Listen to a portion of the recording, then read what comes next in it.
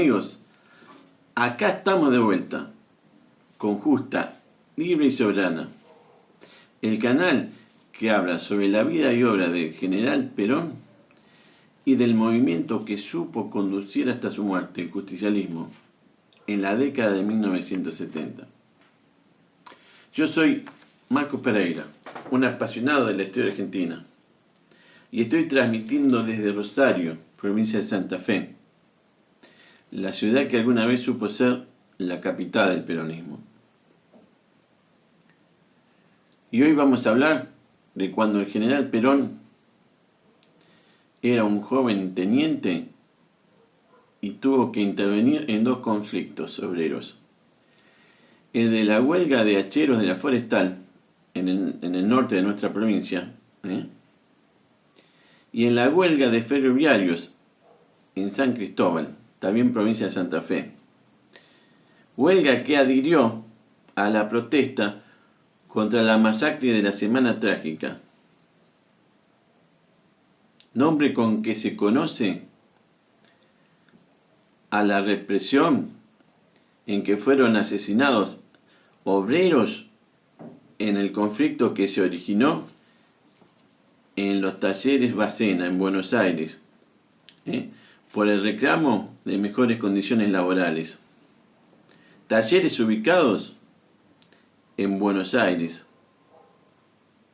en enero de 1919. Según la versión gorila antiperonista, el general Perón era un militar que no dudaba en ordenar a disparar contra obreros y trabajadores que reclamaban por sus derechos. Osvaldo Bayer, el anarquista Osvaldo Bayer, nunca se cansó en sostener que Perón, durante las protestas de los talleres Bacena, ordenó disparar contra los obreros, causando cientos de muertos. Eso es lo que dice el antiperonismo. Lo pinta al general como un militar represor, antiobrero. Pero ¿qué nos dice Enrique Pavón Pereira en su obra Perón, 1895-1942? ¿Qué nos dice? Nos dice lo siguiente. Primero, hablando de la huelga de hacheros en la Forestal, dice esto: la situación que debió encarar Perón a raíz de la famosa huelga declarada en los feudos de la Forestal, establecimiento que en ese entonces producía más de 100 toneladas diarias de extracto de quebracho, planteaba una situación espinosa y comprometedora. Baste señalar que más de 5.000 obreros habían suspendido sus tareas habituales y que mucha gente más estaba soliviantada. Ese es el término que usa, soliviantada. Cuando el oficial desembarcó, está hablando de Perón, la tropa se puso en marcha. Se observó que había gente a caballo que iba por el monte de un lado a otro. A unas pocas cuadras, antes de la fábrica, los paisanos estaban armados con Winchester, el famoso rifle. El teniente, llamándolos, les habló para preguntarles por qué estaban armados. Y la contestación no se hizo esperar. Hace más de un mes que estamos en huelga. Carecemos de agua y de víveres, porque el almacén que existe y las bombas de agua de que se dispone son de la Forestal. Y la fábrica cerró el almacén y sacó las bombas. La policía además nos ha perseguido despiadadamente, le dijeron los obreros a Perón. Perón de inmediato hizo que funcionaran las bombas para proporcionar agua a la población. Luego llamó al administrador y le invitó, en tono que no admitía réplica, a que habilitara el almacén. 30 años después, el conductor recordaría detalles precisos de la actuación que le cupo. Citando a Perón, dice lo siguiente. Perón dijo: si yo hubiera sido uno de esos obreros y me cortan el agua, los víveres y cuanto resulta indispensable para la subsistencia de mi familia y la de mis compañeros, no hubiera aguantado tanto tiempo como los trabajadores de Villa Guillermina. Hubiese asaltado el almacén y hecho funcionar el agua por mi cuenta. Fin de la cita. Eso en relación a la huelga de los hacheros en la forestal. Como ven, según este historiador, Perón no era ningún represor.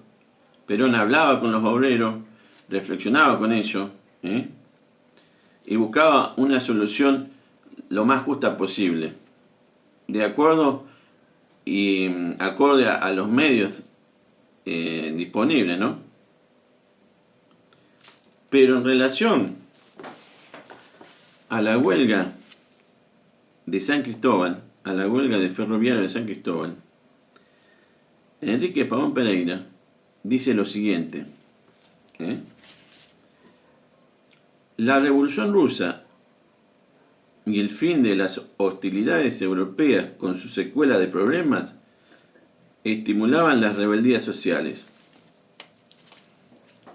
Nuestro país no fue ajeno, ni insensible al meridiano de esa hora, preñada de esperanza para los desposeídos.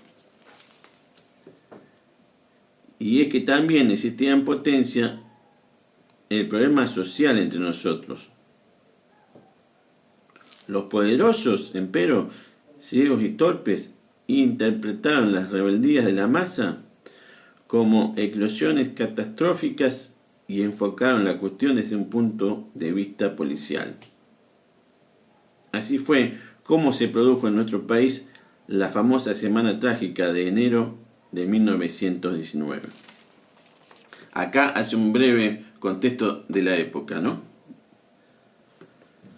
Y ahora va directamente a la huelga de San Cristóbal y dice lo siguiente. Los obreros del Riel, en San Cristóbal, pueblo eminentemente ferroviario, adhirieron al movimiento de modo unánime. El entonces Sindicato Único fue a la huelga sorpresivamente, apoderándose de la estación y de los elementos de trabajo.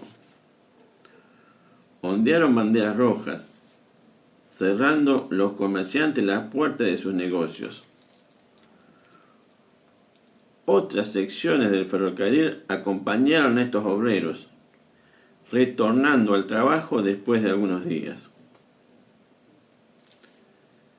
Pero ya el gobierno había tomado contramedidas. Pelotones de soldados al mando de un teniente desalojaron a los huelguistas de la estación de San Cristóbal. Ese oficial no mantuvo relaciones cordiales con los trabajadores y a causa de ello existía un clima de violencia entre conscriptos y obreros.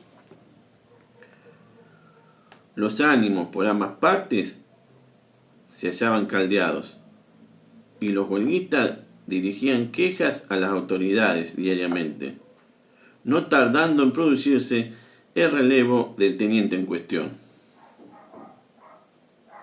Empero, persistía en la población santafesina el estado de alarma. En el interín, otro teniente había llegado a San Cristóbal. Está haciendo referencia a Perón. Tratábase de un joven apuesto, de gallardo físico, que irradiaba simpatía natural. Se percibía su mentalidad ágil, pensante, a través de las preguntas breves y agudas con que inició su misión. Pero su personalidad no concluía en el porte distinguido y elegante que ostentaba. Bajo la postura juvenil del teniente Juan Perón se ocultaban unos nervios de acero. Sabía mandar a sus subordinados sin concesiones ni distingos agraviantes, y al propio tiempo hacerse querer por los mismos. Dice que el jefe político, se apresuró a ofrecerle su casa a Perón. Agradecido por el gesto, Perón, pero sin aceptarlo, dijo: estoy demasiado acostumbrado a mi carta de campaña. Almeida, el jefe de correos de la localidad, le hizo llegar una vianda con comida casera. Perón aceptó, pero solamente por aquella vez, protestando, porque en adelante se vería obligado a rechazar tan rico presente, pues se había prometido compartir el menú de la tropa. Dice que dijo Perón. Al hacerse cargo de sus funciones, Perón se impuso de cuanto había sucedido entre obreros y soldados. A las 4 de la tarde del día siguiente, hora en que los huelguistas celebraban asamblea, despojándose previamente de su revólver, sin custodia alguna, con el arma única de su simpatía comunicativa, concurrió al local social de los huelguistas. Estos hombres, cuyo encono rayaba en el odio, empezaron a moverse. Luego se oyeron murmullos que fueron adquiriendo mayor violencia a medida que el oficial iba acercándose. Tan pronto como pisó el escalón de la puerta de entrada, los huelguistas se mostraron indignados exigiendo que se retire. El teniente Juan Domingo, en vez de obedecerles y sin deponer su afabilidad, penetró en el local. Cuando el momento era más crítico, cuando parecía que la tormenta iba a estallar, Perón les preguntó el porqué de tanto encono. Y entonces, como cuando el granizo se precipita sobre los techos de zinc, el vocerío, los gritos destemplados y las amenazas cayeron sobre el militar, que a todo esto ganaba terreno avanzando hacia el interior del salón. Tan pronto pudo hacerlo, Perón les habló como un camarada, solicitándoles que les tuviesen confianza y que expusieran sus quejas con calma a fin de satisfacerlos en su demanda. Un militar que escuchaba a los obreros, no un militar que los reprimía. Los huelguistas se sorprendieron. Probablemente era esa la primera vez que un militar los trataba como amigos. Y entonces expresaron a viva voz las causas de su enojo. Decían: un colega suyo nos ha hecho apalear por los conflictos de una manera más infamante. Un colega suyo nos ha hecho apalear por los conflictos de la manera más infamante, le dijo un trabajador. Yo, le contestó el oficial, está diciendo por Perón, conseguiré que esos mismos soldados, obreros e hijos de obreros, sean sus amigos. Y por mi parte, desde ya tiendo a ustedes mi mano fraterna. Un oficial militar en esa época ofreciéndole la mano a los trabajadores, no un militar que ordenaba dispararles.